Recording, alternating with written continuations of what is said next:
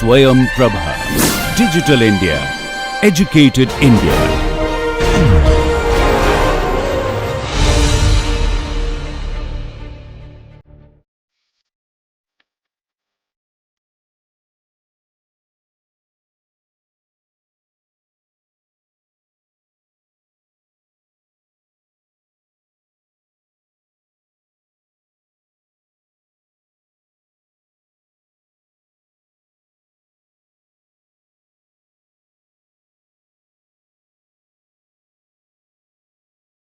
Hello students, so today we will discuss on different measurement techniques for the biosensor development. So I described the development of biosensors. Now let's collect the signal using different technique. Like which technique? Like how we'll measure the electrochemical signal, right? So as I said, like when we increase the different concentration of target, then we can see the change of signal to background ratio. Well, let's measure the signal, let's measure the background, how we can measure. So those technique I will teach you today. So the main technique of this different electrochemical technique method that I will cover today is the first cyclic voltammetry, that's called the CV, and then chronoamperometry or CA or chronocoulometry as CC. So these three techniques mainly I will cover today. Okay. See, the electrochemical biosensors that mainly will measure by different electrochemical technique. So first give you one basic introductions. Like as I told already, the electrochemical biosensors, this is the area of the biosensors that functions by using the electrochemical that we are functioning, the electrochemical transducers. As I told, this is the like this one, this is the transducers where we are modifying, we use the different kind of bioreceptor, right? They all are the bioreceptor, and different like only specific analyte will bind on the bioreceptor on the transducer surface. Now what is the role of the transducer? The transducer is a device that converts the energy from one form to another form, right? So here maybe your chemical energy will transform to a electrochemical energy. I mean, they will convert, this is the number of the electrons. So then we will amplify, we will processor, then we will display on a detector. So how we will see the output, right? The maybe in the form of, maybe it can be in the form of current, right? Maybe in the form of charge, or maybe in the form of resistance, right? So something like this. So different parameter we can measure. So electrochemical transducer, the transducer signal into the electronic signal, and then it will amplify it. See, so these four techniques I will mainly cover today's these lectures. First is the cyclic voltammetry, means what is, I will describe very briefly first today. What is the this kind of, what is the cyclic voltammetry, what is chronoamperometry, then what is the chronocoulometry, and impedance spectroscopy. So mainly I will focus these three parts first: cyclic voltammetry, chronoamperometry, and chronocoulometry, because they are very interrelated to each other, and easily we can apply this one for biosensor application to get the output signal from the biosensor surface. So you should know these three techniques. Okay. So where we, as I mentioned many times, we are applying some potential, we are getting the output in the form of current or in the form of charge, right? So let's try to understand now this technique. So first you have to understand that how we can fit your biosensor surface so that we can apply some technique like cyclic voltammetry or chronoamperometry or chronocoulometry, whatever. So we are using our biosensor surface as like kind of 3 electrode system. So you will have a sensor surface, as I told you, this is the sensor surface where your like bioreceptor antibody already immobilized, right? Now your target will bind, then you will apply something, some chemical, some substrate, and it will after reacting with secondary antibody, if it is labeled, then substrate will react and will form some product, and this will give some electrochemical signal, right? So here as I always saying, we are applying some potential, right? Suppose 0.3 volt, right? So with respect to what this potential we are applying? So we need some reference, that's why some electrode, right? This is your main primary electrode, that is your working electrode. Just keep in mind, this is working electrode. Why it is working? Because here we are working mainly we are modifying the sensor surface with some nanomaterial, right? Or we are modifying this sensor surface, then antibody, then we are applying your test solutions. So here we are working, right? So this is the working electrode. Then this surface, not the dry condition, right? So this solution should have a like in a analyte solutions, like you are dropping some maybe blood sample, so it contain like so many like ions, or maybe we are using some buffer sample. So if you use the blood sample, you know your sample contain maybe sodium plus, chloride minus, potassium plus, and water, right? There is a water. Or if you apply some buffer, buffer sample, suppose for example phosphate buffer saline, pH around 7.4 we are using, and here it is also contain like phosphates ion, or sodium ion, potassium ion, chloride ion. So it is kind of your solution is conductive, right? So we are using a conductive solution, not in the dry form. We cannot get the electron transfer in the fully dry condition, right? So when you are dropping the solution something, so maybe all the electrode will be connected. So all the electrode means how many electrodes we are using? We are using 3 electrode systems. So why we need 3 electrode, that I am coming. So here we are using 1 is the working electrode, 2 is the reference electrode, and 3 is the counter or auxiliary electrode. So now let's come to these questions.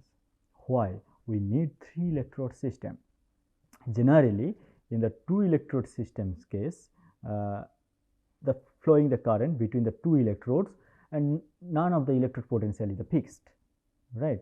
So you cannot means you cannot understand, you cannot know which potential this reaction should occur, right? You have to suppose that as I am always saying that you are applying 0.3 volt with respect to what, right? You need some reference electrode. With respect to that reference electrode, you are applying some potential. So your reference electrode potential should be constant. It should not be changed timely, right? So we have to use such kind of like material or such kind of a electrode as a reference whose potential will not change time to time. Generally silver chloride is very good reference electrode. Silver chloride. So this one we are using as a reference electrode. Also there is other reference electrodes also available, like hydrogen electrode, calomel electrode. Mainly in this biosensor application, I will give one example, just like a silver chloride. Its potential almost fixed always. So if we apply like 0.3 volt means with respect to this silver chloride. Okay. So in this working electrode, so we are modifying your biosensor surface, and this is the reference electrode. This electrode potential always fixed. So if we apply, as I said, 0.3 mean with respect to this, we are applying this potential difference. Actually this is the potential difference, right? And counter electrode. So what is the role of the counter electrode? Counter electrode helping actually transfer this electron. Actually we are getting the current, means all the electron will flow through this counter electrode. So that's why this material, this should be highly conductive. Generally we are using platinum, that's why it's very highly conductive material we are using as a counter electrode, so that electron can flow easily through this electrode. Okay, so this is the role of 3 electrodes. So working electrode, where we are modifying the surface with our biological stuff, and second thing is the reference electrode. With respect to this, we are applying some potential on the working electrode, and counter electrode helping actually the electron flow. Okay, then we are connecting these systems with a potentiostat. What is potentiostat? So this potentiostat will help you to measure this, like if you want to apply some potential, you want to get like current or charge, or maybe you wanted to see current change with respect to different potential, like you can see in the display, see in this computer you can see. So that everything you can control in the potentiostat.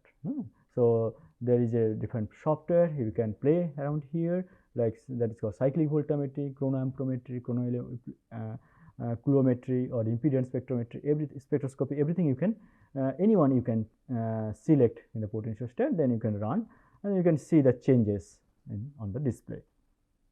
Okay, so this is the very basic setup for biosensor, like all the different technique that you have to start to get the signal value, to get the background data, this thing. So this is the very basic things you should know. That's why I just showing you today. Now let's come to the cyclic voltammetry. Okay, so what is the cyclic voltammetry? You can see this image.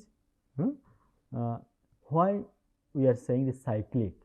So cyclic means, cyclic is a type of potentiodynamic electrochemical measurement. Why we are saying potentiodynamic? Because we are getting different parameters, different thermodynamic parameter, different kinetic parameter of your sensor surface. Different things going on, no, in the sensor surface, when the target concentration changing, when the some chemical reacting on the sensor surface, so different thing happen. All the thermodynamic parameter, kinetic parameter, mass transfer, everything we can we can predict based on this data.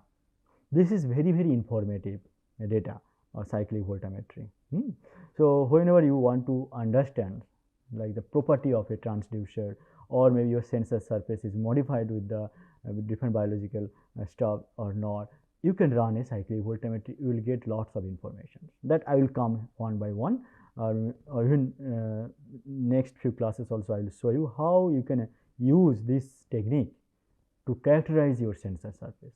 This is a very important tool for characterizations also of your sensor surface. See, now why we are saying this cyclic voltammetry? Because we are actually scanning within a large potential window. Like one is the oxidation scan and next back is the reduction scan. So we are making a full cyclic scan in a potential window. So this, where this potential window actually we are applying on a working electrode. So the working electrode potential is ramped linearly versus time, and we will measure the current. Suppose you have a redox mediator, some redox sample, like potassium ferrocyanide, ferricyanide. As I said, always I will potassium ferro means K4 FeCN6.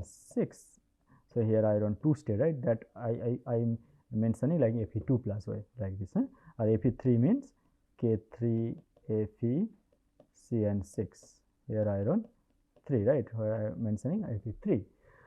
See, so it will releasing electron like oxidation. So cyclic voltammetry case, you can see in left side we are mentioning as a negative and right side we are mentioning as a positive. So when we run the cyclic voltammetry, we will scan the different potential. So maybe we will start from like so you can start from the left side, from here, then we can go for the oxidations and then you can go for the reductions.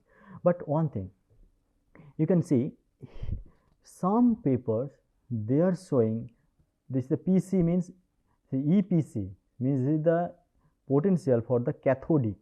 Cathodic means the negative scan. PA means anodic means oxidation, means positive scan. But here it is the opposite. In some region, especially in the US, they are showing like this way, means cathodic is the up, anodic is the down. But in some other regions like in the especially Korea, Japan and that side, so we are actually, or in you can say the international way, mainly we prefer anodic is the up, cathodic is the down. So cathodic is the negative scan, anodic is the positive scan. So that's why I just this one just for example, one way we can represent. Here you can see right hand side another representations. See, left hand side is the this potential window like minus 0.3, minus 0.2, then it is slowly positive, right? Positive. So and of this off, this one is the, we are saying the anodic scan, and down is the cathodic scan, but here is the opposite. But two things is they're right, this is no issue, but you have to explain this way, right? So here negative to positive you are scanning, so this one means the oxidations, that you have to understand. And when positive to negative, then here reduction happen. Reductions means like for example this one Fe3 plus is forming Fe2 plus. So this can Fe3 plus electron, it form Fe2 plus, right? And this can here Fe2 plus, it can release one electron and it will form Fe3 plus, correct? So this is oxidation scan, and from here it is the reduction scan, full cyclic. And so let's remove now this one. I want to show you again the different point that we can get by using a cyclic voltammetry. So let's use these things. So here you can see when Fe2 plus actually oxidizing and form the Fe3 plus. So here you can see the highest current, right? And here also see the highest current. So here the oxidation case we are getting highest current, and reduction case we are getting the highest current. So this one is called oxidation base. So this is the peak potential. Which potential is the peak potential? So in this region, right? So this potential is the peak potential. We can say it is called peak of anodic, because this is the oxidation, that's an anodic scan. This scan is also called anodic scan, okay? And this scan also called cathodic scan, and this peak potential we are saying EPC, right? So EPC means this is the potential of peak potential, but cathodic peak potential, okay? So here we are getting the highest current, and then why? Because Fe2 plus is oxidizing from the Fe3 plus slowly, and almost they are oxidizing. Then again almost all the Fe2 plus they oxidize, but still again you are applying the oxidation potential, then again this current will drop. But in this then we stop our scan, our oxidation scan or anodic scan, we stop here, like suppose around 0.3 we stop. Then again you want to go back. So you want to start the cathodic scan, means reductions you want to start, right? So cathodic scan means reductions. So here from here Fe3 plus will form the Fe2 plus. See, so as you have the lots of Fe3 plus here, because almost all the Fe2 plus is oxidized, so lots of Fe3 plus you have, so it will get the electron, right? So reduction current increasing, see reduction current increase. Then here maximum reductions can happen, you will get the peak potentials. So then again maximum all the reductions happen, and then this reduction again will decrease, and then again you stop at minus 0.3, you are stopping. So this whole means cyclic scan, actually we are starting from here, we are stopping here, we again reduction starting from here and stopping here, okay? So this is the parameters, all things I just summarizing again, like what is the cyclic voltammetry and kind of informations we can get from the cyclic voltammetry, right? So cyclic voltammetry looks like this. We can oxidize like your substrate, you can oxidize different electron mediator on a sensor surface, you will get lots of information. So if your substrate, or if you have a chemical on your sensor surface that can go for like this redox reactions like Fe2, Fe3, this redox kind of thing, then you will get this kind of cyclic voltammetry shape. But suppose you have a one substrate like glucose. So glucose, this is not the redox coupled, right? Glucose just a substrate. So in this case you may get like this, like glucose, like here negative, here positive, like here this is the 0. If you oxidize the glucose, then you can get like this, then again this like this. Why you may get like this shape? Because glucose can only oxidize, but it cannot reduce back to glucose again. But it means you don't have this kind of like it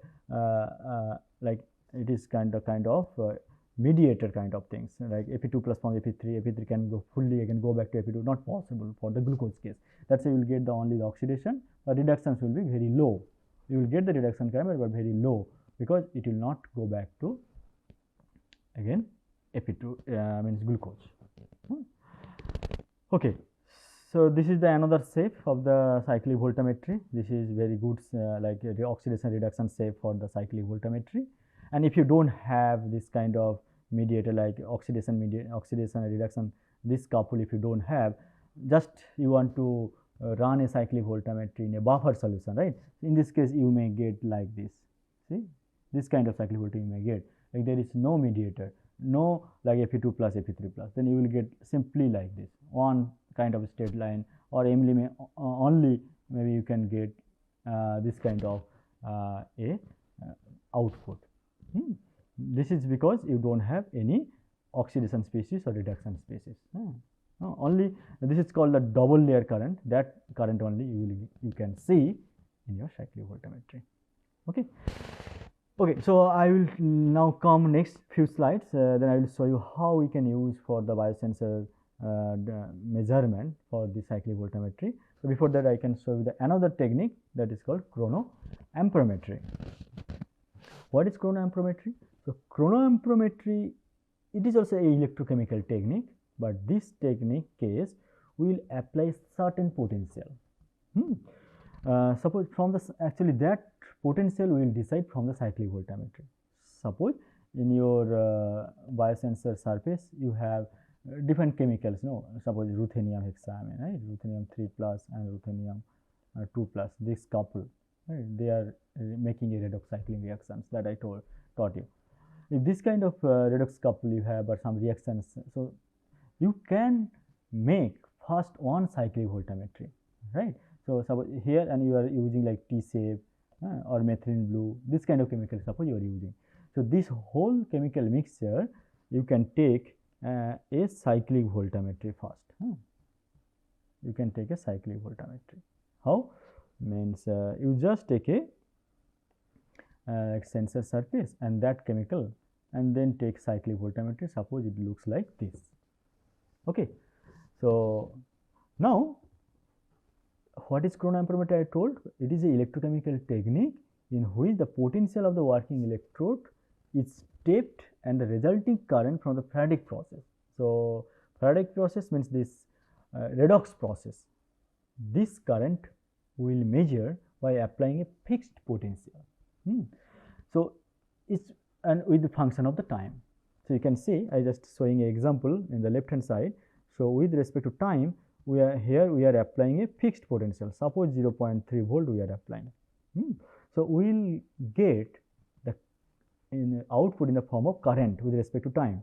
So in the cyclic voltammetry case, so this current at the very beginning, in the chronoamperometry case, at the very beginning it will be very high, then slowly it will be stabilized with respect to time. So why at the very beginning it is so high, that I will tell you now. First, let's understand how we can start this chronoamperometry. So first you have to measure a cyclic voltammetry, then fix a potential. So in a chronoamperometry case, it can be oxidation based chronoamperometry or it can be reduction based chronoamperometry. So if you want to start a oxidation based chronoamperometry, then you have to apply a potential more than, so suppose this is the in the cyclic voltammetry, this is the oxidation peak potential, right? So you have to apply more than this. Suppose here, so here this much potential you have to apply, not here. If you apply here, then in this potential reductions will be much favorable than the oxidation. So as I am always saying, you have to apply some potential, but which potential, that you can decide just by measuring a cyclic voltammetry. Okay, so you can so from here, so you have to suppose this is 0, this is 0.1, 0.2, 0.3, 0.4, this is the volt, this axis, and this axis is the current, suppose microampere. So in this case 0.3 volt you have to apply. But if so, in this case you can see chronoamperometry, it looks like this. But there is another, the reduction based cyclic voltammetry. Reduction based cyclic voltammetry case. So in the x-axis again the current I microamps, right? So this is 0. So this is negative, this is positive, this is positive, and this is negative. So again this one also I current microamps, but this is the negative current, and this one time. X-axis is the time second. So if you apply negative potential, then you can see like this. So the negative side, this is the reduction based chronoamperometry, and if you get like this is the oxidation based chronoamperometry. So if you apply 0.3, then you will get something like this. But suppose you are applying here minus 0.2 2 volt, right. So, if you apply this one, then you will get something like this. This is reduction based, right? Reduction based, and this one oxidation based. Okay. This information is very important when you want to apply some potential and how your output it looks like. So, that you have to understand. Okay. So, now as I said that at the very beginning your current is will be very high, then slowly it will be saturated and something like this will look like. So, why at the very beginning it is very high? See, suppose you are using here ruthenium hexaamine, right, ruthenium 3 plus. So, it will be reduced to ruthenium 2 plus, ruthenium 2 plus, and that 2 plus actually you are oxidizing on the surface, right, because you are applying something 0.3 volt. So, this potential you are applying. So, it is very high potential. Okay. So, that is why at the very beginning your sensor surface you have many ruthenium 2 plus at the very close to the surface. So, this is this is your sensor surface, there is so many ruthenium 2 plus. That is at the very beginning you will get a very high current. Now, when you apply some potential, this ruthenium 2 plus form the ruthenium 3 plus. Then slowly by time ruthenium 3 plus and ruthenium 2 plus there will be equilibrium. That is why slowly it will decrease and then it will form like saturated by equilibrium. That is why. Okay. So, this is the shape of the chronoamperometry of the oxidation base, reduction base, and you need to apply certain potential. Which potential you need to apply, that everything I discussed, right. Now, if you want to increase the concentration, suppose you have on the sensor surface you have some target like 1 picomolar, right, then you will get like chronoamperometry. Suppose this one 0, like just background, this is 1 pico or 10 micro, then 100 micro. If you increase the concentrations of your analyte, see slowly your current also will be increased. So, like this way you will get different current with respect to time by changing the concentrations of your analyte. This is the actual shape of the chronoamperometry and different current you may get based on your concentration of the analyte. So, this is a very practical example. After few maybe next class I will show you again, like just draw a biosensor, then change the concentrations, how amperometry change, how cyclic voltammetry change, then I will come. You can see here, like when you use only the background, so you see the very low current. When you use the signal reaction like ruthenium GPDH, like this is a signal reaction, then you get the high current, right. So, like this way you can differentiate. See, another technique is the chronocoulometry or CC. It is similar like chronoamperometry. Here also we will apply a fixed potential, but here we will get the output is the charge. Chronocoulometry case we are getting current with respect to time, here charge. So, actually we are if you go back like chronoamperometry, if you integrate with respect to time this current, you will get the charge, right. So, if you integrate, so Q equals to C dt, you know. So, if you integrate this current with respect to time, you will get the charge, right. So, chronocoulometry is something like this, just you can integrate it. Basically, they are similar, chronoamperometry and coulometry. Just that is why I see chronocoulometry case it is always increase the charge, because with respect, because time also increase, with respect to time we are integrating the current, we are getting the charge, nothing else. Here also we are applying this a constant potential and we are getting charge. See, you can see just for example here like 0, then we are increasing the concentration, and you can see the charge also increasing, right. So, like this way based on this output we can determine the concentrations of the target. Okay. So, this is just the example. Then in the next class I will show you like this kind of things, like develop a sensor by using the cyclic voltammetry by chronocoulometry and use them for detections like how much concentration present. Okay. So, in this class the main conclusions that we can use the CV, CE, SCC techniques, and that can be used for the detection of the biomolecules. And next class we can determine, I will show you again the limit of detections.